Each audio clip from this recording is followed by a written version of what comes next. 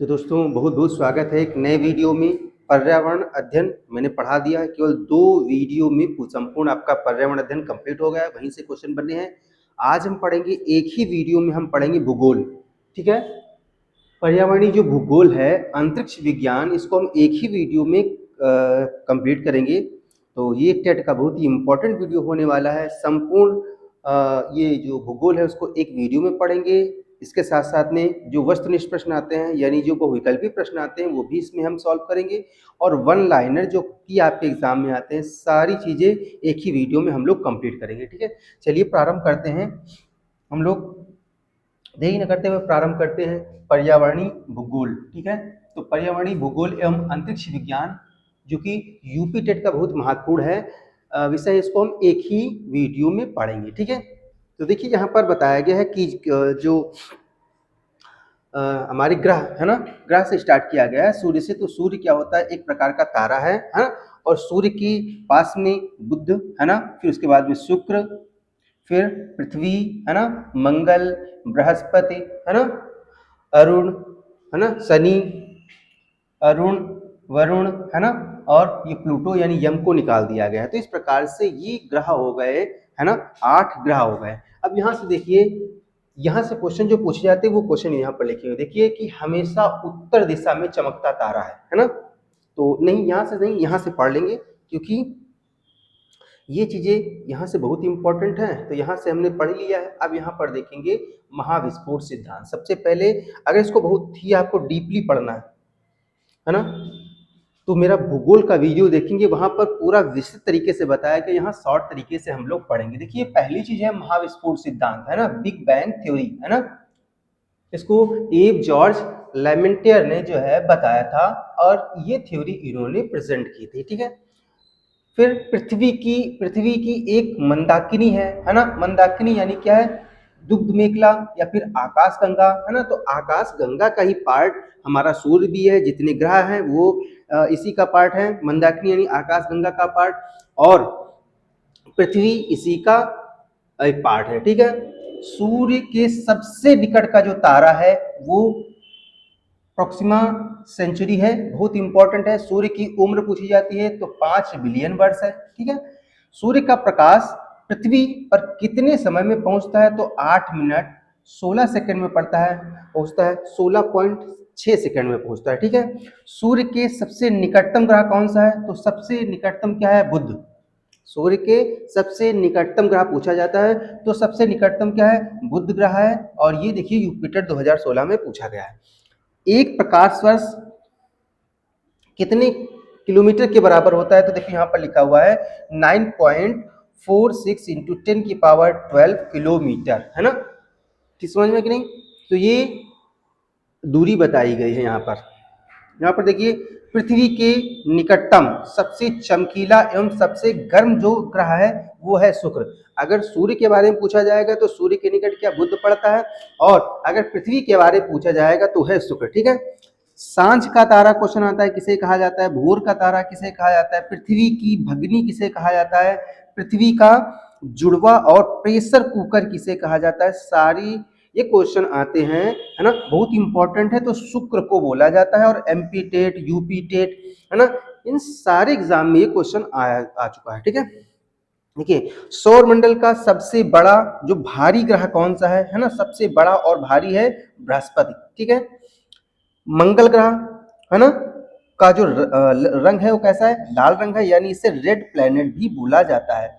Iron oxide के कारण इसका जो रंग है वो कैसा है, लाल है। और ये बार बार क्वेश्चन आता है, आपको तो ये चीजें याद रखनी है, एक ही वीडियो में हम लोग को कंप्लीट करना है, एक ही वीडियो में पढ़ना है ना। तो इसीलिए आपको थोड़ा धैर्य रखना पड़ेगा और हम लोग एक ही वीडियो में पूरा कंप्लीट कर लेंगे। तो मंगल ग्रह के कितने उपग्रह ये पूछा जाता है, तो मंगल ग्रह के 2 उपग्रह हैं, एक का नाम है फोबोस और एक का नाम है डिमोस। ठीक है, सूर्य के प्रकाश की चाल निर्वात में कितनी होती है, वैक्यूम में कितनी होती है, तो 3 इंटू 10 की पावर 8 मीटर सेकेंड होती है। सबसे तेज निर्वात में होती है, वैक्यूम में होती है। निर्वात वह स्थान होता है जहां पर वायु के कण नहीं होते हैं, बादल नहीं होते हैं है ना, वायु नहीं होती है, कुछ भी नहीं होता है, उसे निर्वात बोला जाता है। शनि का सबसे बड़ा उपग्रह क्या है? यूपिटर 2016 में पूछा गया है, तो टाइटन है सबसे बड़ा उपग्रह शनि का। ठीक है, शनि ग्रह के चारों ओर कितने चमकदार वलय पाए जाते हैं? कितने पाए जाते हैं? 7 इंपॉर्टेंट है। किस ग्रह का घनत्व जल से भी कम है ना? तो जल से किसका कम है? तो वो है शनि ग्रह का। पृथ्वी का एकमात्र उपग्रह कौन सा है? तो पृथ्वी का एकमात्र जो उपग्रह है वो चंद्रमा का है, और अगर मंगल ग्रह का पूछेंगे तो फोबोस और डिमोस है। ठीक है, उत्तरी गोलार्ध यानी कर्क रेखा पर सबसे बड़ा दिन कब होता है? कई बार क्वेश्चन आया है, तो 21 जून को सबसे बड़ा दिन होता है। और अगर दक्षिणी गोलार्ध की बात करेंगे यानी मकर रेखा पर सबसे बड़ा दिन कब होता है? तो 22 दिसंबर को होता है। इंपॉर्टेंट है ये चीजें, आपके क्वेश्चन में आई हुई। देखो यूपिटर 2014 में क्वेश्चन पूछा गया है।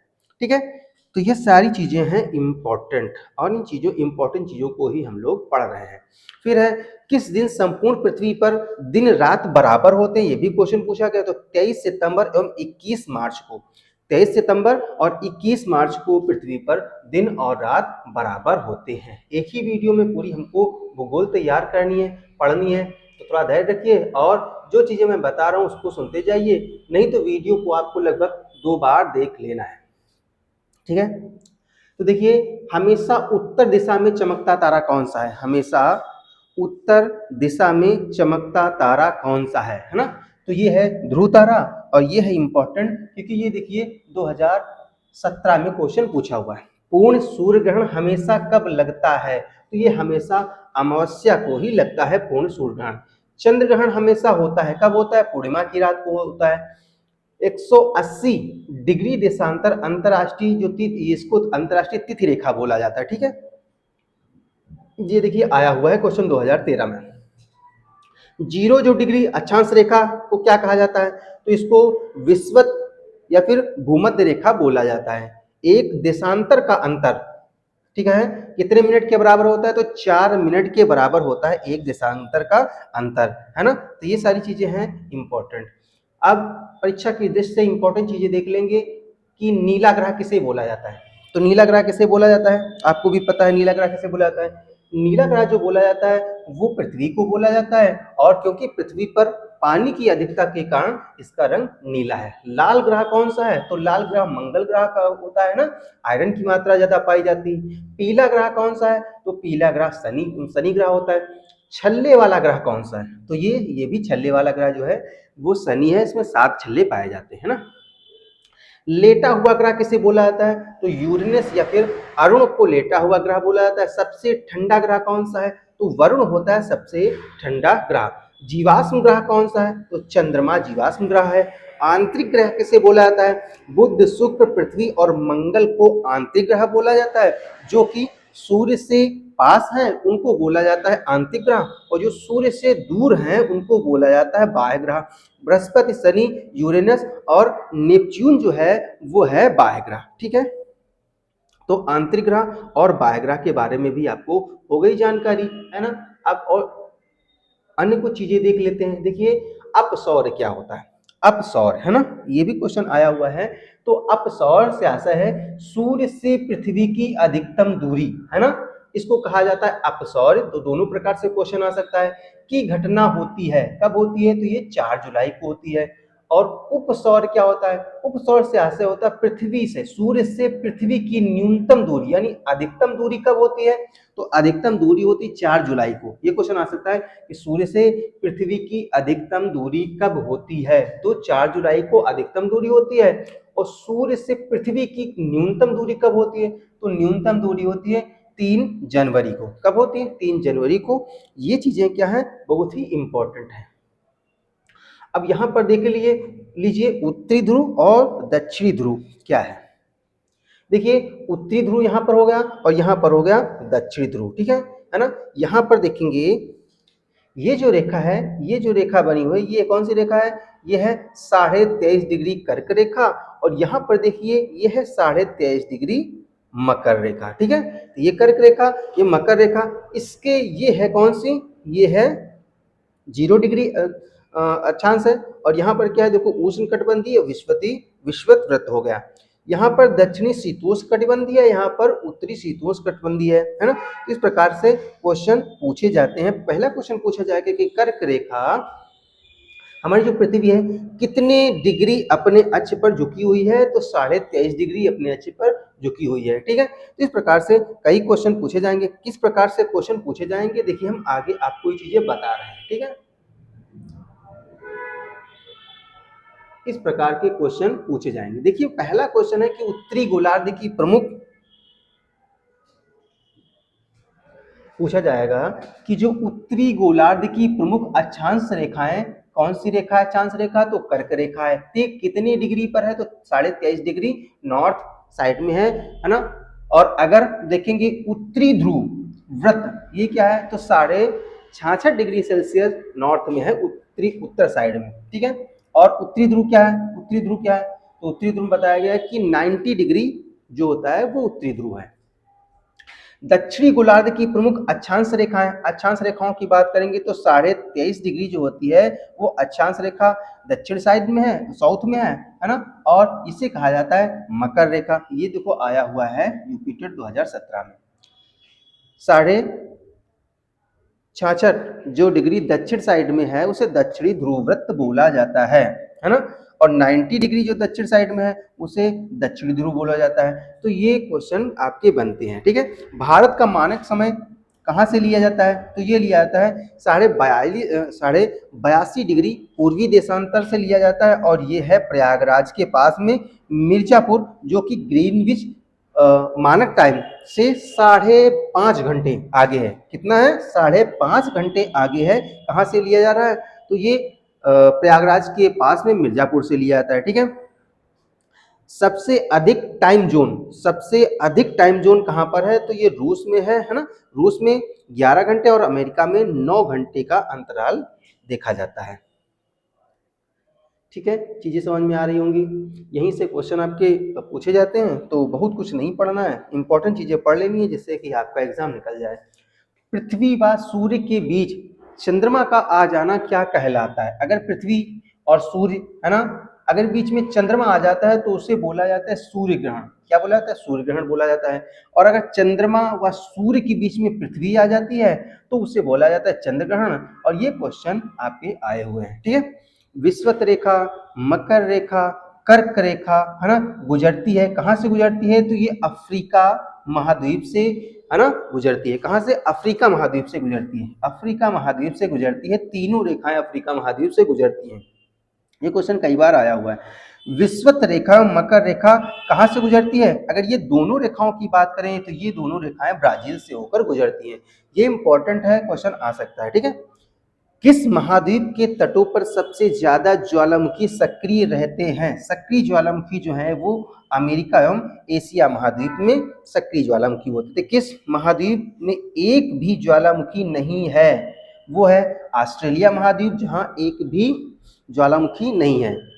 भूमध्य सागर का प्रकाश स्तंभ किसे बोला जाता है, तो स्ट्रैम्बोली को बोला जाता है भूमध्य सागर का प्रकाश स्तंभ। स्ट्रैम्बोली एक प्रकार का ज्वालामुखी पर्वत है। ठीक है, जहां पर सक्रिय ज्वालामुखी उद्गार पाए जाते हैं। विश्व का सबसे ऊंचा ज्वालामुखी क्या है, वो है पोटापेक्सी, पोटापेक्सी है। ठीक है, जिसकी ऊंचाई देखो बताया गया है कि 19,613 फीट है, जो कि इक्वाडोर में है। विश्व का सबसे ऊंचा शांत ज्वालामुखी, शांत ज्वालामुखी कहां पर है और इसका क्या नाम है, तो देखिए विश्व का सबसे जो शांत ज्वालामुखी की अगर बात की जाए तो वो देखिए कहां पर है। विश्व का सबसे शांत ज्वालामुखी एकांगुआ है ना, एंडीज पर्वत पर पड़ता है।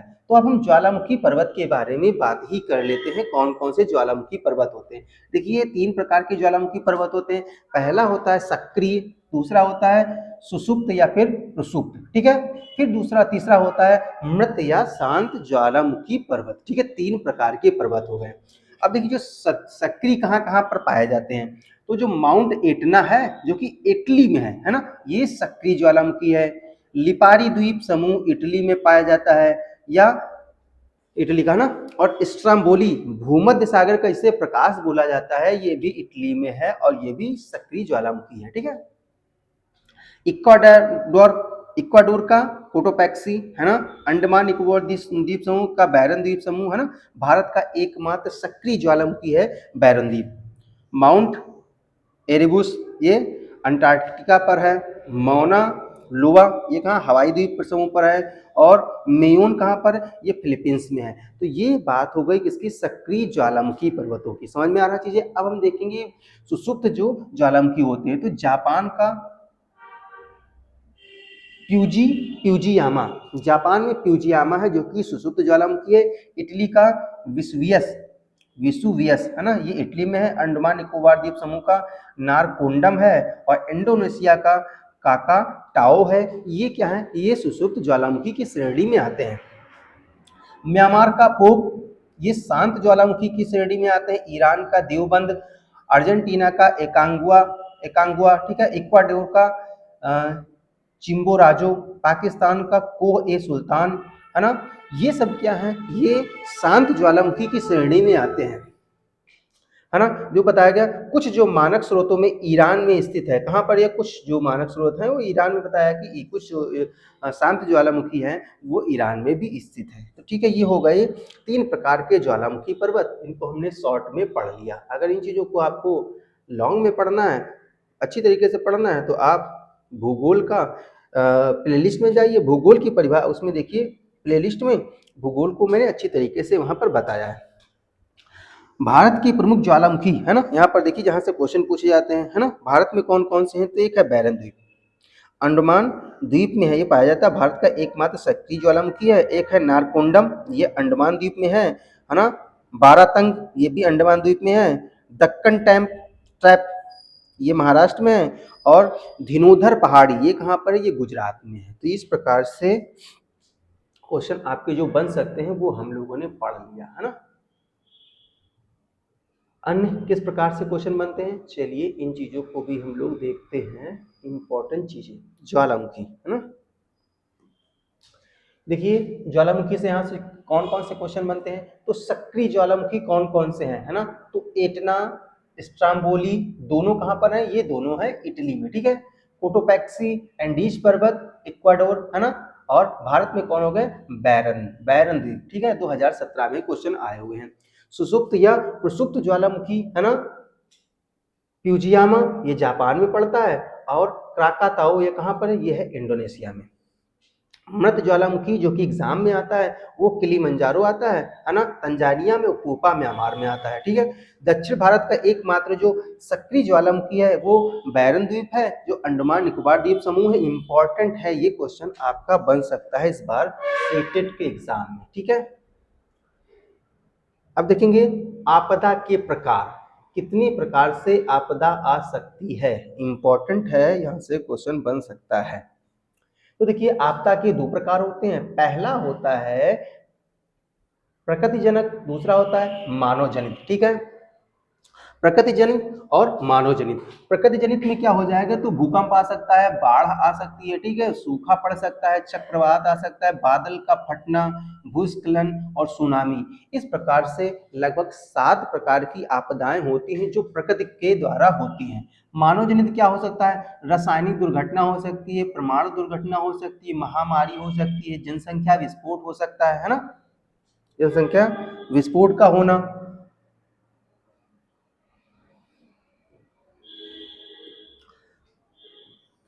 वनाग्नि हो सकती है। और शॉर्ट सर्किट से लगी आग जो होती है वो आपदा के प्रकार में आती है, ठीक है। ये सारी चीजें हैं इंपॉर्टेंट।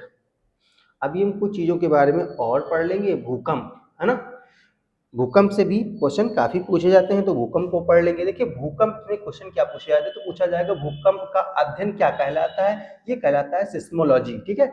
भूकंप मापी यंत्र को क्या बोला जाता है, सिस्मोग्राफ बोला जाता है। और इसकी खोज की थी 1880 ईस्वी में जॉन मिल्ने ने, ठीक है। भूकंप लेखी भी इससे स्टार्ट में प्रारंभिक अवस्था में बोला गया। देखिए कई बार क्वेश्चन ये आया हुआ है, यूपी टेट 2016 में, 14 में, 11 में है ना, उत्तराखंड टेट 2014-15 में भी ये क्वेश्चन आ चुका है। सर्वाधिक भूकंप वाला जो देश है वो है जापान। जापान में सबसे ज्यादा तीव्रता से और सबसे ज्यादा भूकंप जापान में आते हैं। भूकंप मापन की जो इकाई होती है वो होती है रिएक्टर स्केल। बहुत इंपॉर्टेंट है, एक बार नहीं काफी बार क्वेश्चन आ चुका है ये। समुद्र में उठने वाली भूकंपीय लहरों को क्या बोला जाता है? तो सुनामी बोला जाता है। ठीक है। भारत में सर्वाधिक भूकंप का जो क्षेत्र है वो हिमालय पर्वत है, सबसे ज्यादा गुजरात में आता है। ठीक है। सुनामी जो शब्द है वो कौन सी भाषा का है? तो ये जापानी भाषा है। रिएक्टर अगर मापक की बात की जाए तो इसमें अंकित संख्याएं कौन कौन सी होती हैं? तो 0 से लेकर 9 तक होता है। ठीक है। ये उत्तराखंड टेट में पूछा जा चुका है। आपको ये चीजें कहीं ना कहीं नोट कर लेनी है, नहीं तो मेरा पीडीएफ आपको डाउनलोड कर लेना है। ठीक है। पीडीएफ लास्ट में डाल देंगे और आपको क्या करना है उसको नोट कर लेना। ठीक है। चक्रवात व उनके स्थानीय मान। ठीक है। तो चक्रवात देखो आया था टाइफून। टाइफून कहाँ पर आया था? चीन में आया था, फिलीपींस और जापान में आया था। टाइफून आया था। हरिकेन, ये हरिकेन कहाँ पर आया था? तो संयुक्त राज्य अमेरिका में आया था हरिकेन। चक्रवात है ना, चक्रवात कहाँ पर जो आया था? वो भारत और बांग्लादेश में आया था। टार्नेडो, टार्नेडो एक प्रकार का चक्रवात है जो कि कैरिबियन सागर और अमेरिकी क्षेत्र में आता है। और बिली आया था ऑस्ट्रेलिया में। ये सारे क्वेश्चन आपके एग्जाम में आए हुए हैं। ठीक है। ये ना केवल टेट के पर्पज से बल्कि जितने भी आपके वनडे एग्जाम होते हैं उनके पर्पज से बहुत ज्यादा इंपॉर्टेंट है। ठीक है। जैसे अभी जो होमगार्ड का निकला हुआ है या फिर लेखपाल का आने वाला है, इन सभी एग्जामों में ये सब इंपॉर्टेंट चीजें हैं जो हम लोग शॉर्ट में पढ़ रहे हैं, एक ही वीडियो में हम लोग पढ़ भी लेंगे। तो यहाँ पर देखिए ओजोन है ना। ओजोन हालांकि पर्यावरण अध्ययन में हम लोगों ने पढ़ा है, फिर भी हम लोग पढ़ लेंगे कि ओजोन परत कौन से मंडल में पाई जाती है? तो ये पाई जाती है समताप मंडल में, जहाँ का जो वातावरण रहता है बिल्कुल सम रहता है, हवाएं नहीं रहती है ना। जहाँ पर सम वातावरण पाया जाता है, जहाँ पर एरोप्लेन उड़ते हैं है ना, हवाई जहाज उड़ते हैं, वो होता है समताप मंडल। ओजोन का क्षरण बसंत ऋतु में अंटार्कटिका के ऊपर है ना दक्षिणी गोलार्ध में सबसे अधिक होता है। ठीक है। तो याद रखना इंपॉर्टेंट है। ओजोन का जो क्षरण होता है वो क्लोरोफ्लोरोकार्बन से होता है, यानी CFC से होता है। ऊंचाई कितनी होती है? तो ऊंचाई है 32 से लेकर के 60 किलोमीटर। ओजोन परत सूर्य से आने वाली पराबैंगनी किरणों को क्या करती है? हानिकारक किरणों को अवशोषित कर लेती हैं और उतनी ही गर्मी को पृथ्वी के अंदर प्रवेश करने देती हैं जितने कि यहाँ के लोग सहन कर सकते हैं। लेकिन यहाँ पर जो ग्रीन हाउस गैसें हैं, कार्बन डाइऑक्साइड है ना, सल्फर डाइऑक्साइड, मीथेन, ये सारी जो गैसें हैं जिसकी वजह से ये गर्मी बाहर नहीं निकल पाती है ना, ये सब रोक लेती हैं गैसें, जिसकी वजह से गर्मियों में गर्मी अत्यधिक हो जाती है, असहनीय हो जाती है। तो ये ग्रीन हाउस गैसों के द्वारा होता है चीज़ें। ठीक है। और इस चीज़ के बारे में मैंने पहले ही पढ़ लिया है ना, हम लोगों ने पढ़ा है पहले ही, जब पर्यावरण अध्ययन पढ़ रहे थे तो वहाँ पर मैंने इन चीज़ों के बारे में पहले ही बात की थी। चलिए हम अब पढ़ लेंगे, यहाँ से क्वेश्चन बनता है तो इसको हम पढ़ लेंगे। देखिए जो जो वायुमंडल है ना, तो वायुमंडल में सबसे पहली देखिए यहाँ समस्त वायुमंडलीय घटनाएं होती है। सबसे निचला वायुमंडल का जो सबसे निचला सिरा आता है जहां पर हम लोग रहते हैं उसको बोला जाता है क्षोभ मंडल। ठीक है। याद रखना इसको क्या बोला जाता है? क्षोभ मंडल बोला जाता है। और इसकी जो सीमा होती है उसे क्षोभ सीमा बोला जाता है। ये कहाँ तक होती है? तो ये लगभग 10 किलोमीटर की जो रेंज होती है ना, पृथ्वी से 10 किलोमीटर की जो रेंज होती है वो क्षोभ मंडल कहलाती है। और कभी कभी इसका इंग्लिश में भी नाम पूछ लेते हैं, तो आपको नाम याद रखना है, ट्रोपोस्फीयर इसे बोलते हैं। और देखिए यूपी टेट है ना 2025 और 17 में क्वेश्चन आया हुआ है, इसीलिए बहुत इंपॉर्टेंट है ये, केवल ना टेट की वजह से बल्कि आपका चाहे वो वनडे एग्जाम कोई भी हो वहां से क्वेश्चन पूछा जाता है। अब ये ऐसे भी पूछ सकते हैं कि बताइए कि इसकी ऊंचाई कितनी है? तो कितनी ऊंचाई है? 10 किलोमीटर तक ऊंचाई है किसकी? क्षोभ मंडल की। ठीक है। यहाँ पर विशेषताएं क्या है? तो देखिए समस्त वायुमंडलीय जो घटनाएं होती हैं ना वो यहाँ पाई जाती हैं, जैसे कि आंधी तूफान है ना, जितनी भी बादलों का फटना, बादल, ये सब कहाँ पर है? ये सब केवल क्षोभ मंडल में ही पाए जाते हैं। सीमा देखिए यहाँ पर मैंने बना दिया है। ठीक है। अब देखिए दूसरा जो होता है वो होता है समताप सीमा। कौन सी? समताप सीमा। अब यहाँ पर क्या होता है? ये देखिए ऊंचाई 10 किलोमीटर से लेकर के लगभग 45 किलोमीटर की जो रेंज होती है ना ऊपर की, वो कहलाती है समताप मंडल। अब जैसे ही ऊपर जाएंगे आप ना, तो यहाँ का जो मौसम रहेगा वो रहेगा सम, है ना। और इसको इंग्लिश में कभी कभी पूछ लेते हैं, कभी नहीं काफी बार पूछा है, तो आपको नाम भी याद रखना है कि स्ट्रेटोस्फीयर बोलते हैं इस चीज को, ठीक है। ओजोन परत यहाँ पर पाई जाती है समताप मंडल में। क्लियर हुआ? 2017 में क्वेश्चन आया हुआ है और कई बार क्वेश्चन आया हुआ है, तो यहाँ तो एक ही बार दिया गया, लेकिन कई बार ही क्वेश्चन आया हुआ है।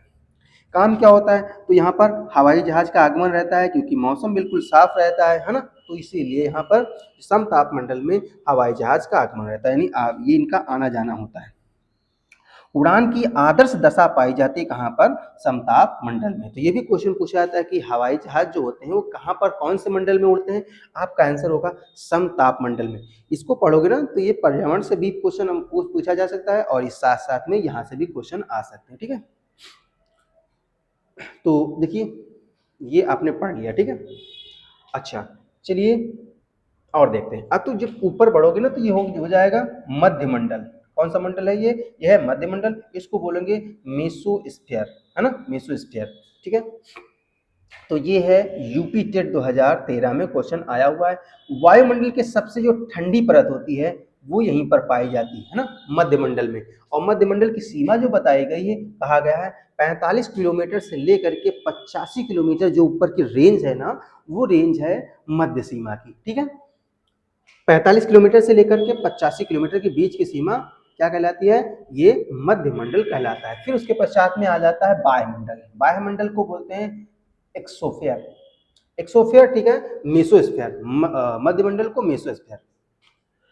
अच्छा, यहाँ पर क्या होता है? तो यहाँ पर जो रेडियो तरंगे होती हैं, संचार साधनों को यहीं पर, प्रक्षेपात्र जो यंत्र होते हैं, संचार साधनों को यहीं पर स्थापित किया जाता है वायुमंडल में, ठीक है। और उसके पश्चात में अंतरिक्ष आ जाता है, यानी बहिर्मंडल आ जाता है। तो इस प्रकार से ओजोन की 5 परतों के बारे में हम लोगों ने जाना, ठीक है। इन चीजों को आपने समझ लिया। चलिए आगे बढ़ते हैं।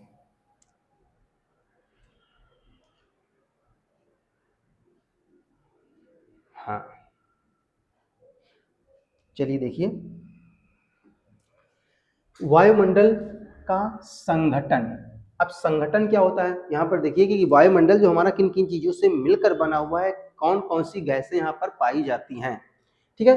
तो देखिए नाइट्रोजन जो पाई जाती है, कई बार क्वेश्चन आया है, कितने 78% नाइट्रोजन पाई जाती है, ये कई बार क्वेश्चन आया हुआ, आपको याद रखना है। वायुमंडल में कितने नाइट्रोजन कितने परसेंट है? 78%। और नाइट्रोजन जब लेते हैं तो हम केवल, जो हम लोग सांस लेते हैं ना, तो इसमें केवल ऑक्सीजन ही नहीं लेते हैं, 78% हम लोग नाइट्रोजन भी लेते हैं, ठीक है।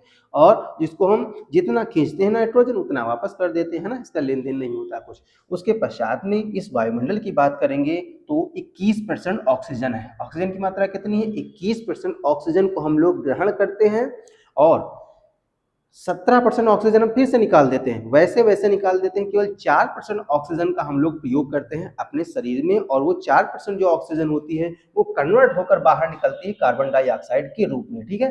तो ये इंपॉर्टेंट है। तो उसके बाद में 0.03 जो परसेंट है वो है कार्बन डाइऑक्साइड, ठीक है। ऑर्गन गैस में पाई जाती हैं, अन्य गैसों की भी मात्रा यहाँ पर होती है, ठीक है। तो यहाँ सबसे इंपॉर्टेंट है, ऑक्सीजन के बारे में पूछा जाता है, कार्बन डाइऑक्साइड के बारे में पूछा जाता है, और नाइट्रोजन के बारे में सबसे ज्यादा क्वेश्चन पूछे जाते हैं। सबसे खतरनाक पराबैंगनी किरणें, है ना, कौन सी होती हैं? तो ये होती हैं अल्ट्रावायलेट किरणें, ठीक है। ये यूपी टेट में पूछा गया, अल्ट्रावायलेट किरणें। पौधों एवं जीवों के लिए नुकसानदायक जो किरण है, तो अल्ट्रावायलेट बी जो किरण है वो बहुत हानिकारक है, ठीक है। इससे क्या होता है? तो त्वचा कैंसर, मोतियाबिंद, प्रतिरोधक क्षमता का कम होना, प्रकाश संश्लेषण क्रिया को प्रभावित करना, तो ये सारी चीजें हैं किसमें? अल्ट्रावायलेट किरणों में। और जो हमारी ओजोन लेयर है ना, वो अल्ट्रावायलेट किरणों को रिफ्लेक्ट कर देती है, लेकिन जो गैसें हैं, हानिकारक गैसें हैं, वो क्या करती हैं? वो जो है, वो जो हानिकारक गैसें हैं ना, वो क्या करते हैं, इस चीज को, जो गर्मी है, जो गर्म है ना, या ये सल्फर डाइऑक्साइड, कार्बन डाइऑक्साइड, ये क्या करती हैं? पृथ्वी पर जो अल्ट्रावायलेट किरण को आकर्षित करती हैं। चलिए यहाँ पर देख लेते हैं इंपॉर्टेंट चीजें। अब हम देखेंगे एशिया महाद्वीप से क्वेश्चन कौन कौन सा बनता है। विश्व का सबसे बड़ा जो बृहत्तम महाद्वीप है वो है एशिया महाद्वीप। विश्व की सबसे ऊंची चोटी कौन है? तो ऊंची चोटी है सबसे माउंट एवरेस्ट। सॉरी दोस्तों, माउंट एवरेस्ट की ऊंचाई कितनी है ना? तो ऊंचाई है 8,850 मीटर। एशिया को अफ्रीका से अलग करता है, वो अलग करता है लाल सागर और सुएज नहर। इंपॉर्टेंट है, ये क्वेश्चन आया हुआ है। एशिया को उत्तरी अमेरिका से अलग क्या करता है? तो बेरिंग जल संधि अलग अलग करती है। विश्व का सबसे बड़ा जो पर्याद्वीप की बात करेंगे तो अरब पर्याद्वीप सबसे बड़ा है। माउंट एवरेस्ट है ना, ये कहाँ पर है? माउंट एवरेस्ट जिसकी ऊंचाई है 8,850 पर्वतमाला, जिसे नेपाल में जाना जाता है, सागर माथा के रूप में जाना जाता है। ठीक है, ये सीटेट देखो 2014 में क्वेश्चन आया है। विश्व का सबसे ऊंचा पठार कौन सा है? तो पामीर का पठार सबसे ऊंचा है। एशिया की सबसे लंबी नदी की बात की जाए तो यांगसी नदी सबसे लंबी है। विश्व की सर्वाधिक वर्षा होती है मानसीराम चेरापूंजी में, असम में। और लाल सागर एवं भूमध्य सागर को जोड़ती है, ये जोड़ती है सुएज नहर। और अंटार्कटिक एवं प्रशांत महासागर को जोड़ती है बेरिंग जलडमरू संधि, है ना।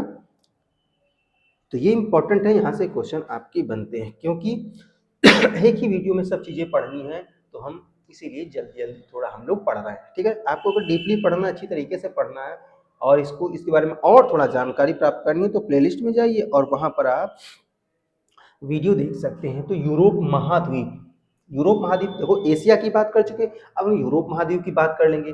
तो किसी पर्याद्वीपों का पर्याद्वीप बोला जाता है ना। पर्याद्वीपों का पर्याद्वीप कौन है? तो यूरोप में बहुत पर्याद्वीप है। विश्व का अन्न भंडार यानी रोटी की डलिया किसे कहा जाता है? तो कहा जाता है यूक्रेन को। झीलों का देश, 1000 झीलों का देश बोला जाता है फिनलैंड को, है ना। यूरोप का खेल मैदान स्विट्जरलैंड। सारे इंपॉर्टेंट जो आपके एग्जाम में आने वाले हैं, इधर उधर की कोई बात नहीं होगी, सारे आपके एग्जाम में कोई कहीं से भी क्वेश्चन बन सकता है। इसी चीज को पढ़ेंगे, एक वीडियो में ही संपूर्ण कंप्लीट कर लेंगे। ठीक है, यूरोप का गर्म कम्बल किसे कहा जाता है? तो गल्फ स्ट्रीम को बोला जाता है यूरोप का गर्म कम्बल। की गंगा इटली की गंगा क्या है? तो पो नदी को बोला जाता है इटली की गंगा। किसानों का देश यानी समुद्रों की रानी बोला जाता है फ्रांस को। इंपॉर्टेंट है सारे क्वेश्चन, तो आपने पढ़ लिया किसको? यूरोप महाद्वीप को पढ़ लिया। अब हम लोग पढ़ेंगे उत्तरी महाद्वीप अमेरिका को। उत्तरी अमेरिका को पढ़ लीजिए, है ना। फिर दक्षिणी अमेरिका को पढ़ेंगे। उत्तरी अमेरिका तो उत्तरी अमेरिका में इंपॉर्टेंट क्या क्वेश्चन पूछा जाता है नई दुनिया किसे कहा जाता है? तो उत्तरी अमेरिका को नई दुनिया बोला जाता है। कौन सी नहर उत्तरी अमेरिका तथा दक्षिणी अमेरिका को जोड़ती है? तो पनामा नहर। ठीक है, दोनों को जोड़ती है, उत्तरी अमेरिका और दक्षिणी अमेरिका को पनामा नहर जोड़ती है। रेड इंडियन जनजाति है, कहाँ पर है? तो उत्तरी अमेरिका में है। रेड इंडियन नाम क्यों दिया गया है? जब कोलंबस सबसे पहले वो आया तो था भारत की खोज करने के लिए, लेकिन हवाएं चलने की वजह से पहले जो किश्तियां होती थी, जो नाव होती थी, उसमें तंबू कनात लगी होती, जो हवा चेंज हो गई और उसमें दिशा सूचक यंत्र भी नहीं था, इसकी वजह से वो पहुंच गया अमेरिका। अमेरिका में जब पहुंचे, जिस स्थान पर पहुंचते हैं ना, तो उन्होंने देखा कि ये इंडियन तो नहीं है।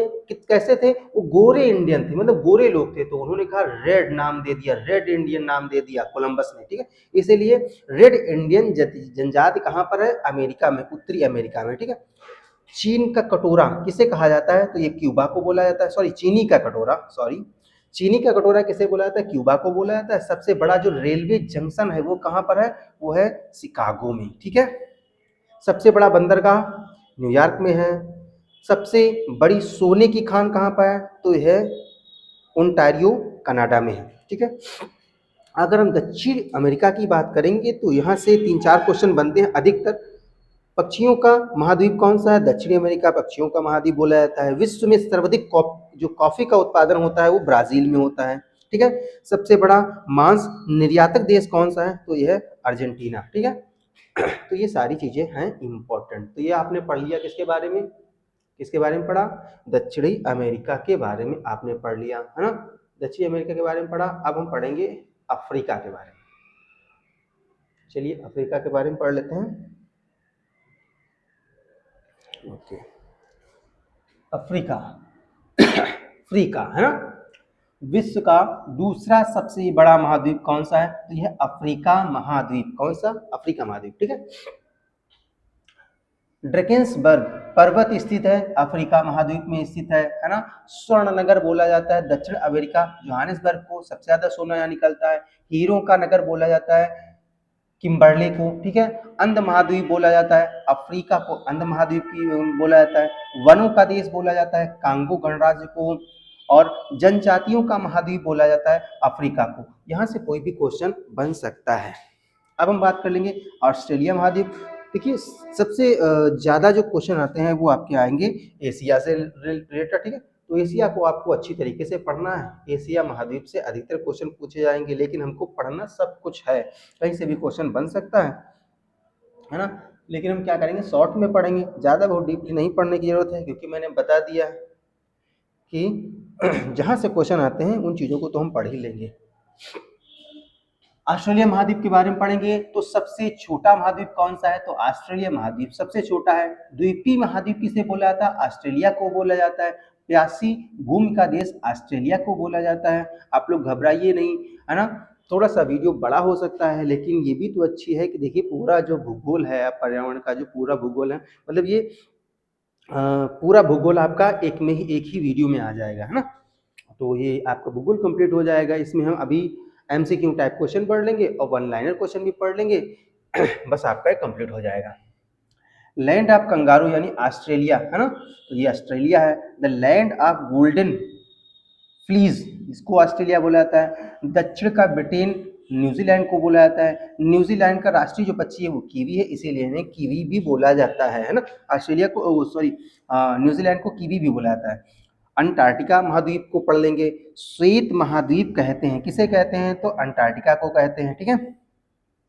दक्षिणी ध्रुव पर पहुंचने वाला प्रथम जो व्यक्ति था वो एंडरसन था। सक्रिय ज्वालामुखी कौन सा है? तो माउंट एरबुस है। कहाँ पर? अंटार्कटिका पर जो सक्रिय ज्वालामुखी है वो माउंट एरबुस है। अंटार्कटिका की मुख्य वनस्पति कौन सी है? तो लाइकेन व मास है। ठीक है। पहला भारतीय शोध संस्थान कहाँ पर है? दक्षिण गंगोत्री में है। द्वितीय भारतीय द्वितीय शोध संस्थान कहाँ? मैत्री, जो कि 1989 ईस्वी में। और भारतीय का तृतीय जो शोध संस्थान है वो कहाँ पर है? ये भारतीय, ये सभी जो शोध संस्थान है वो कहाँ पर? अंटार्कटिका द्वीप पर ही स्थित है। ठीक है। इन चीजों को आपको याद रखना है। सॉरी।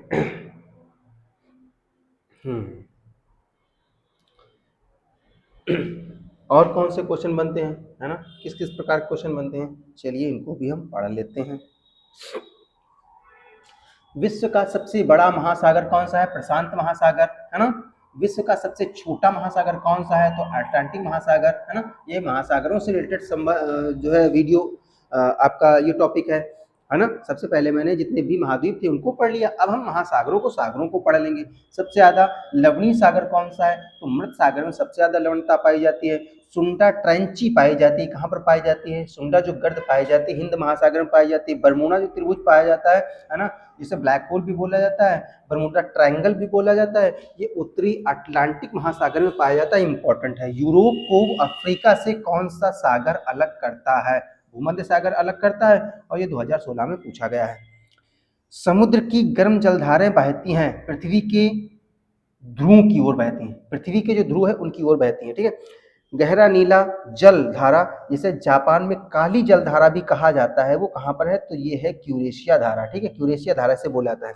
दक्षिण गोलार्ध में बहने वाली जल धारा जो होती है वो हम्बोल्ट जल धारा होती है। क्रिसमस के बच्चों की धारा कौन सी है? तो अल्नीनो जल धारा, है ना। ये सारी चीजें हैं इम्पोर्टेंट, है ना। तो ये आपने पढ़ लिया, यहाँ पर इन चीजों को पढ़ लिया है ना। जल धाराओं को आपने पढ़ा। अब हम देखेंगे कि कौन से सागर में किस प्रकार की जलधाराएं पाई जाती हैं, ठंडी कौन सी हैं, गर्म कौन सी हैं। प्रशांत महासागर की जलधाराएं, है ना। प्रशांत महासागर में गर्म जलधाराएं कौन सी हैं और ठंडी जलधारा कौन सी है? उत्तर विषुवत रेखीय जो जलधारा है वो है गर्म जलधारा। उत्तर विषुवत रेखीय जलधारा ये गर्म जलधारा है। और क्यूराइल ओयासियो जो जलधारा है वो ठंडी जलधारा है। क्यूरोसियो, क्यूरोसियो की जलधारा, देखो यहाँ पर क्यूराइल, क्यूराइल है, ठीक है, ओयासियो, तो ये है ठंडी। अगर क्यूरोसियो अगर जलधारा पूछा जाएगा वो है गर्म। और यहीं से क्वेश्चन बनता है, क्योंकि इसमें कंफ्यूजन रहता है इसीलिए क्वेश्चन यही पूछा जाता है, ठीक है। तो आपको याद रखना है जो क्यूरोसियो है वो क्या है, गर्म जलधारा है, और क्यूराइल जो जलधारा है इसे ओयासियो भी बोला जाता है, ये ठंडी है। कैलिफोर्निया जलधारा ये भी क्या है, ठंडी जलधारा है। और अलास्का की जलधारा गर्म जलधारा है, और ओयासियो की जो जलधारा है वो कैसी है, ठंडी है, ऊपर बताया गया। अल्नीनो जलधारा गर्म है। पेरू या हम्बोल्ट की जलधारा है वो क्या, ठंडी है। सुसीमा की जलधारा गर्म है। ला नीनो जो जलधारा है वो है ठंडी। पूर्वी ऑस्ट्रेलिया की जलधारा गर्म है। पश्चिमी पवन धारा जो है वो है ठंडी। विश्वतीय विपरीत विषुवत रेखा जो धारा है वो गर्म है। केल्विन धारा कैसी है, गर्म है। ये सभी धाराएं, ये इधर गर्म लिखी है, इधर लिखी है ठंडी, और यहाँ से क्वेश्चन आपके बनते हैं कि ठंडी जलधारा कौन सी है और गर्म जलधारा कौन सी है, वो भी प्रशांत महासागर में, ठीक है। तो प्रशांत महासागर की बात हो गई ना। अब बात करेंगे हम किसकी, अटलांटिक महासागर की जलधारा है, गर्म जलधारा और ठंडी जलधारा। गर्म जलधारा की बात करेंगे तो यहाँ पर गल्फ स्ट्रीम जलधारा हो गई, फ्लोरिडा जलधारा हो गई, दक्षिणी विश्वती रेखी जलधारा हो गई, ब्राजील जलधारा हो गई, कैरिबियन धारा हो गई, और उत्तरी अटलांटिक जो प्रवाह है ये सारी जो है गर्म जलधारा है अटलांटिक महासागर की। और ठंडी जलधारा की बात करेंगे यहाँ पर लैब्राडोर जलधारा है, बेंगुएला जलधारा है, कनारी जलधारा है, और फाकलैंड जो जलधारा है, ये सब क्या है, ये ठंडी जलधाराओं में शामिल है, ठीक है। तो ये बात हो गई गर्म जलधारा की, इधर बात हो गई ठंडी जलधारा की, है ना। चीज समझ में आ रही है, गर्म जलधारा और ठंडी जलधारा, है ना। यहाँ से क्वेश्चन बनता है, इसीलिए हमने सोचा इसको भी कंप्लीट कर लेते हैं। अब हिंद महासागर में यहीं से क्वेश्चन आएगा, ठीक है, क्योंकि हिंद महासागर भारत के पास में है ना, इसीलिए यहीं से क्वेश्चन बनेगा, तो इसको आपको याद कर लेना है। गर्म एवं स्थायी जलधारा और यहाँ पर ठंडी एवं स्थायी जलधारा, है ना। तो गर्म ठंडी ही आपको याद रखना है। दक्षिणी विषुवत रेखी जो जलधारा है वो गर्म जलधारा है। मोजाम्बिक की जलधारा ये भी गर्म जलधारा है, और अगुलहास की जलधारा ये भी गर्म जलधारा है। अगुलहास कई बार पूछा गया है, आपको ये चीज याद रख लेना कि अगुलहास जो जलधारा है ये कैसी है, गर्म जलधारा है दोस्तों, ठीक है। पश्चिमी ऑस्ट्रेलिया की जलधारा ये ठंडी जलधारा है ना। नोट देखो बताया गया कि महासागर की ग्रीष्मकालीन मानसून की जलधारा गर्म एवं परिवर्तनशील जलधारा एवं शीतकालीन मानसून प्रवाह ठंडी एवं परिवर्तनशील जलधारा है, ठीक है। ऊर्जा संसाधन सॉरी नवीनीकरण, नवीकरण ऊर्जा संसाधन और अन्वीकरण ऊर्जा संसाधन।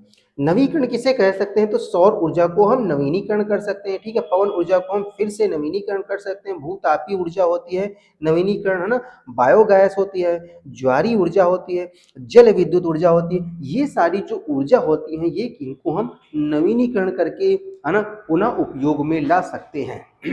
तो ऐसा क्वेश्चन आता है, आपको याद रखना है। और जो अन्वीकरण करने वाली कौन से, तो कोयला, डीजल, पेट्रोलियम, प्राकृतिक गैस, इनका अगर एक बार आप दोहन कर लेंगे ना तो दोबारा इनका दोहन आप नहीं कर पाएंगे, है ना। तो इसीलिए क्वेश्चन आ जाता है यहां से। कैसा क्वेश्चन आता है, देखिए आता है क्वेश्चन नवीनीकरण ऊर्जा, है ना, यानी गैर परंपरागत ऊर्जा के स्रोत कौन कौन से हैं।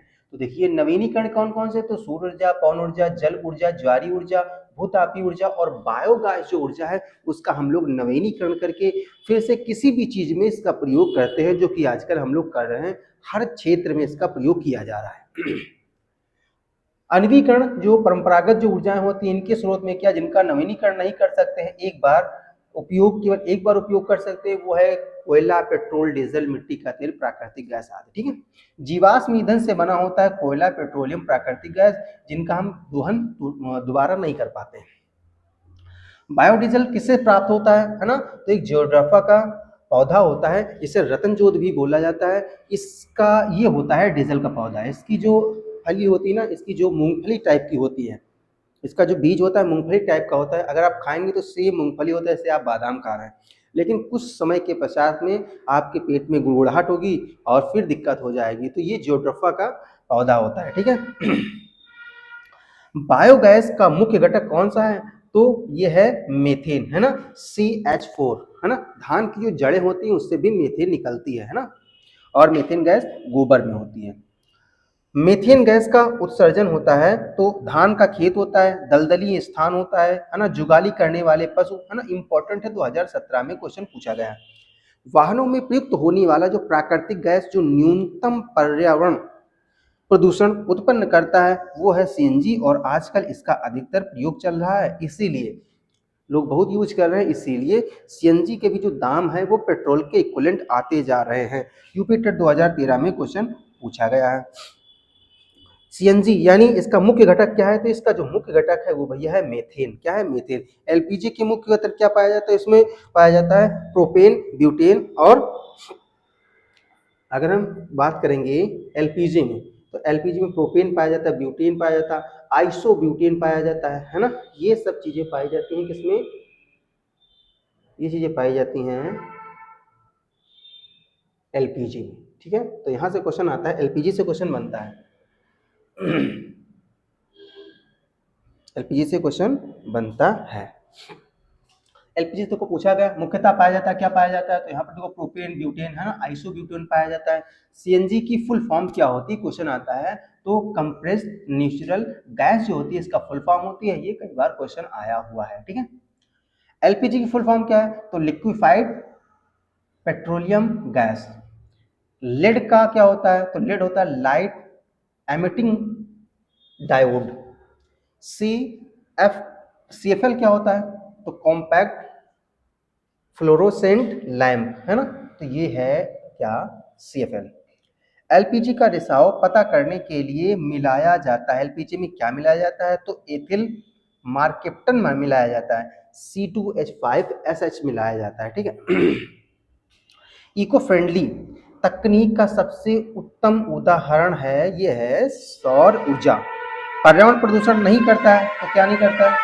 तो पर्यावरण प्रदूषण नहीं करता है, सौर ऊर्जा नहीं करता। आजकल बैटरी रिक्शा आप देख रहे हैं ना, बहुत सी गाड़ियां देख रहे हैं, तो ये जो है ये क्या है? इससे प्रदूषण थोड़ा कम हो रहा है ना। ओके, और देखिए क्वेश्चन अंतरिक्ष विज्ञान। अंतरिक्ष विज्ञान से क्वेश्चन पूछा है, भारत का अंतरिक्ष अनुसंधान संगठन जो है यानी ISRO, इसरो का जो मुख्यालय वो कहाँ पर है? तो ये है बेंगलुरु, कर्नाटक में, ठीक है। इसरो की स्थापना की गई है 15 अगस्त 1969 ईस्वी को की गई थी, इंपॉर्टेंट है। सॉरी। विक्रम साराभाई अंतरिक्ष केंद्र स्थित है, तिरुवनंतपुरम में स्थित है ना।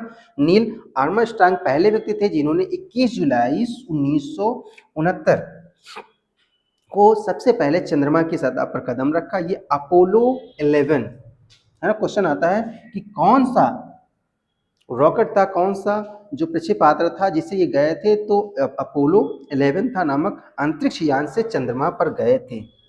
तो कौन सबसे पहले गए थे, ये भी क्वेश्चन आता है। तो नील आर्मस्ट्रांग। राकेश शर्मा अंतरिक्ष में पहुंचने वाले पहले भारतीय व्यक्ति थे, ये पहुंचे हैं 2 अप्रैल 1984 को, रूसी अंतरिक्ष यान सोयूज T11। तो इनका भी 11 और इनका भी 11, ठीक है, अंतरिक्ष यात्री थे, ठीक है। तो आपने जान लिया नील आर्मस्ट्रांग के बारे में, है ना, इन चीज़ों के बारे में आपने जाना, और ये क्वेश्चन आपके एग्जाम में भी बनेंगे। और कौन कौन से क्वेश्चन आते हैं देखिए। इसरो के वर्तमान अध्यक्ष कौन है ना? डॉक्टर डॉक्टर के सिवन। अभी चेंज, हाँ, डॉक्टर के सिवन ही है। प्रथम भारतीय उपग्रह, है ना, आर्यभट्ट। और शैक्षिक उपग्रह कौन सा है? तो एजुसेट है। एजुसेट को प्रक्षेपित किया गया है, कब प्रक्षेपित किया गया था? तो एजुसेट, है ना, को प्रक्षेपित किया गया था कब? 20 सितंबर 2014 सतीश धवन अंतरिक्ष केंद्र श्री हरिकोटा से ये जो है प्रक्षेपित प्रक्षेपित किया गया था। देखिए यहाँ पर थोड़ा गलत हो रहा है, इसरो के जो वर्तमान ये 2022 तक थे डॉक्टर के सिवन, ठीक है। यहाँ पर जो पुराना ही लिखा हुआ है, यहाँ पर जो अध्यक्ष हैं वे हैं doctor V Narayan. Doctor V Narayan जो है वो वर्तमान अध्यक्ष है, जिनको 14 जनवरी 2025 को बनाया गया था। तो इसरो के वर्तमान जो अध्यक्ष हैं वी नारायण, ठीक है, याद रखना कौन है, वी नारायण, वी नारायण, नारायण, ठीक है, तो वी नारायण, ठीक है। एजिसेट को प्रक्षेपित करने वाले प्रक्षेपण यान का निर्माण किस केंद्र से किया गया था, किस केंद्र से, तो विक्रम साराभाई स्पेस सेंटर से किया गया था। एजिसेट का निर्माण किस केंद्र से किया गया था, तो ये इसरो में किया गया था, ठीक है। भारतीय भूमि से भारतीय प्रक्षेपण यान द्वारा स्थापित प्रथम भारतीय उपग्रह क्या बना था, तो रोहिणी RS बना था, ठीक है। भारत का पहला संचार उपग्रह कौन सा था, तो एप्पल था। देश का प्रथम मैपिंग सैटेलाइट कौन सा था, तो कार्टेसेट फर्स्ट था। सूर्य के अध्ययन हेतु तो प्रमुख जो खगोलीय मिशन था वो सोलर बी 2006 था, ठीक है। तो ये सारी चीजें हैं इंपॉर्टेंट आपके एग्जाम में आने वाली है ना।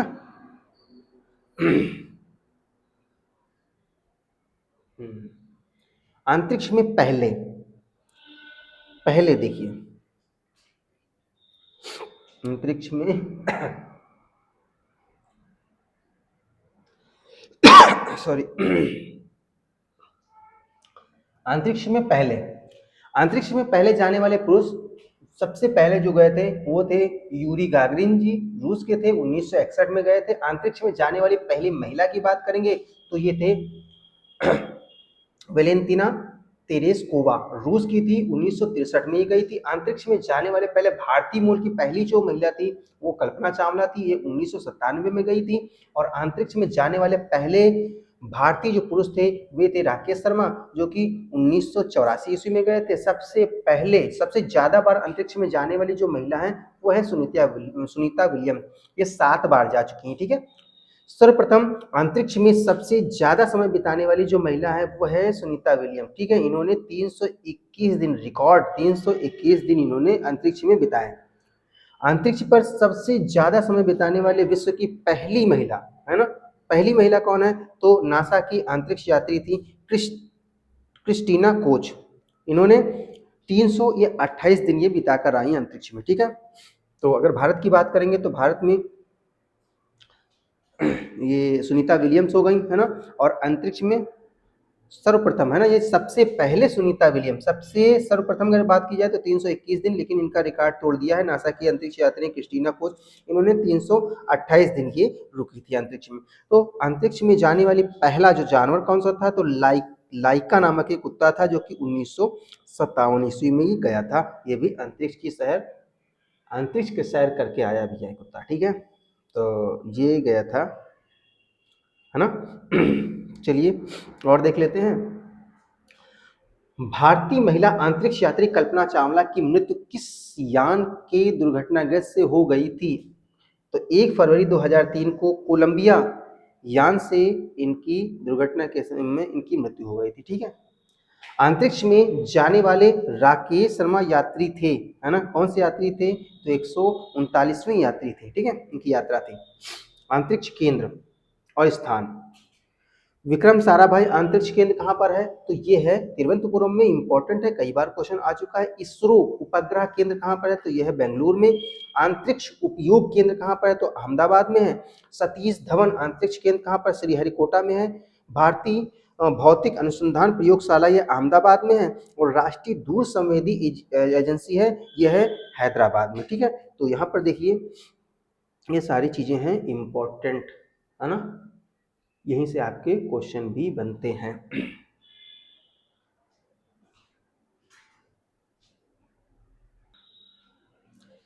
तो मित्रों बिल्कुल घबराइए नहीं, वो लास्ट पेज है ना, इंपॉर्टेंट है, इसीलिए क्या इसका दूसरा वीडियो बनाने से कोई मतलब नहीं है, एक ही वीडियो में हम लोग पढ़ लेंगे। तो बस लास्ट इसका ये है, मंगलयान, है ना, मंगलयान से क्वेश्चन पूछे जाते हैं। तो भारतीय अंतरिक्ष अनुसंधान संगठन इसरो ने भारत का पहला जो ऑर्बिटर है मिशन मंगलयान 5 नवंबर 2013 को प्रक्षेपित किया था, ठीक है।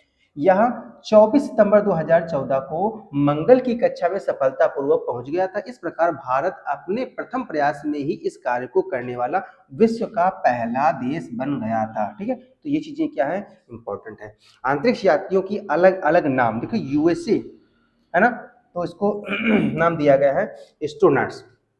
यूएसए ने अंतरिक्ष यात्रियों ने अलग अलग जो नाम दिया है, यूएसए ने नाम दिया एस्ट्रोनॉट, ठीक है। रूस ने इसका नाम दिया है कॉस्मोनाइट्स, है ना, और चीन ने इसका नाम दिया है टाइकोनाइट्स। समझ में कि नहीं। फिर हम बात करेंगे चंद्रयान की। चंद्रयान से क्वेश्चन बनते हैं, चंद्रयान पढ़ लेंगे और ये लास्ट पेज है बस। उसके पश्चात में हम लोग जो वन लाइनर क्वेश्चन हैं उनको भी इसी में पढ़ लेंगे, जिससे कि दूसरा वीडियो आपको ना देखना पड़े और ना मैं आपके लिए इसकी भूगोल संबंधित दूसरा वीडियो बनाऊं। चंद्रयान फर्स्ट, चंद्रयान फर्स्ट यानी चंद्रमा की तरफ कूच करने वाला प्रथम अंतरिक्ष यान जो था वो कौन सा था। तो भारत ने अपने पहले चंद्रयान प्रक्षेपण श्रीहरिकोटा के सतीश धवन अंतरिक्ष केंद्र से 22 अक्टूबर 2008 को ध्रुवी उपग्रह यानी प्रक्षेपण यान PSLV-C11 के जरिए किया था, ठीक है।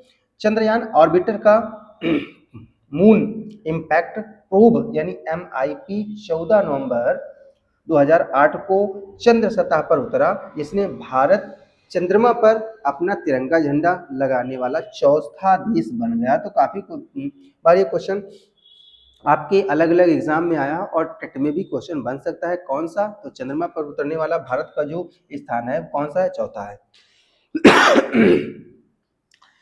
द्वितीय चंद्रयान मिशन द्वितीय, चंद्रयान द्वितीय में चंद्रयान प्रथम के बाद भारत का दूसरा चंद्र अभियान है, जिसे भारतीय अंतरिक्ष अनुसंधान संगठन इसरो ने विकसित किया था। भारत ने कि चंद्रयान 2 को 22 जुलाई 2019 को श्रीहरिकोटा रेंज से भारतीय समयानुसार 2:43 अपराह्न को सफलतापूर्वक प्रक्षेपित किया गया।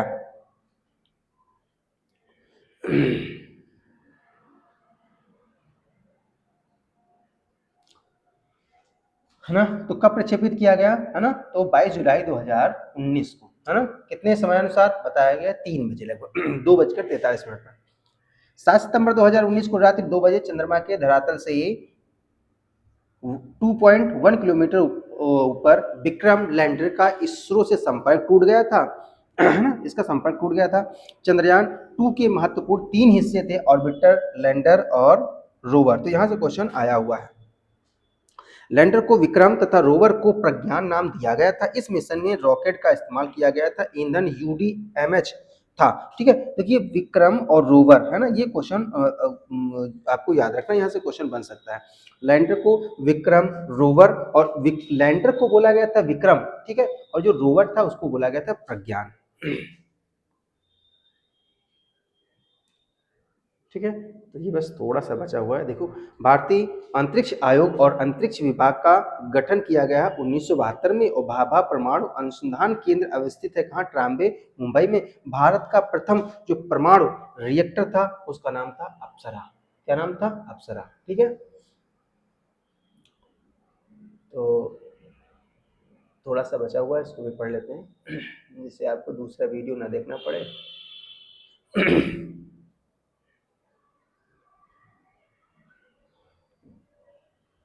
चलिए देखिए, परमाणु विद्युत ग्रह, है ना, विद्युत ग्रह कौन कौन से हैं, तो स्थान देख लीजिए, तारापुर परमाणु विद्युत ग्रह, है ना, ये कहाँ पर है, तो ये महाराष्ट्र में है। रावत भाटा परमाणु विद्युत ग्रह ये राजस्थान में है।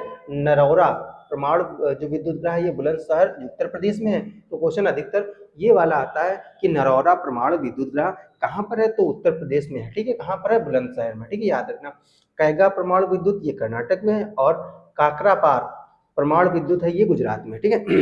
परमाणु परीक्षण कहाँ कहाँ किया गया, देखिए 18 मई 1974 को पोखरण, है ना, यानी जैसलमेर राजस्थान में भारत ने स्वदेशी पहला परीक्षण परमाणु विस्फोट किया।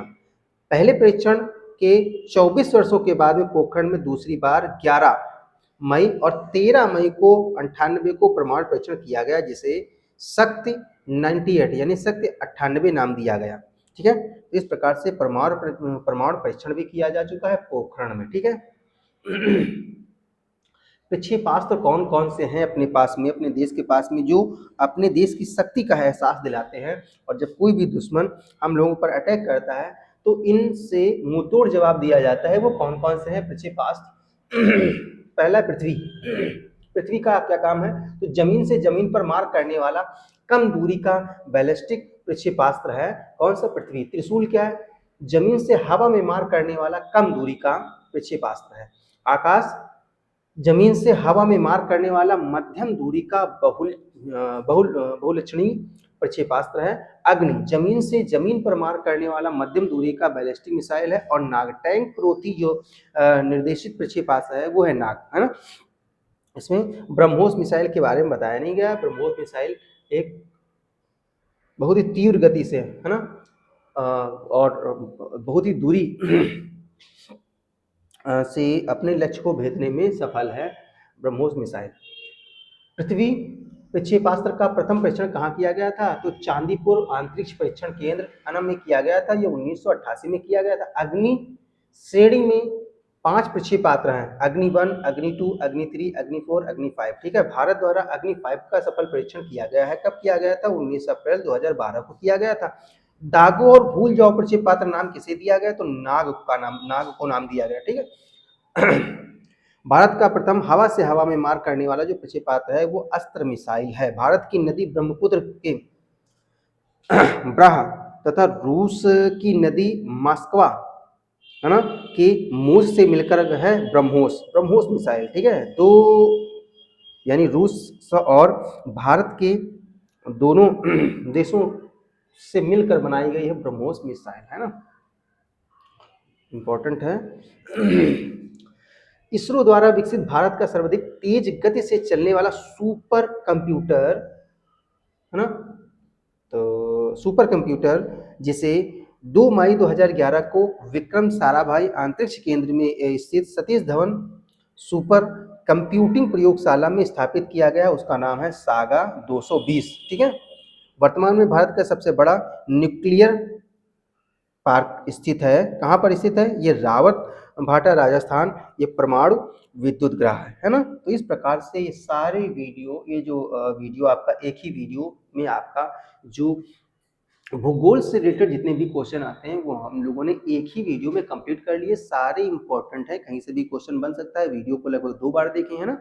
और एमसीक्यू टाइप क्वेश्चन क्या करेंगे, और वन लाइनर क्वेश्चन हम दूसरे वीडियो में आपको प्रोवाइड कराएंगे, क्योंकि नहीं तो ये हमारा जो वीडियो आपका है ये लंबा हो जाएगा, है ना। तो मिले हैं हम लोग मिलते हैं अगले वीडियो में, जिसमें आपको वन लाइनर क्वेश्चन और एमसीक्यू टाइप क्वेश्चन उसी में मिलेंगे। वीडियो अगर अच्छा लगा हो तो वीडियो को लाइक कीजिए और अपने दोस्तों में शेयर कर दीजिए। Thanks for watching.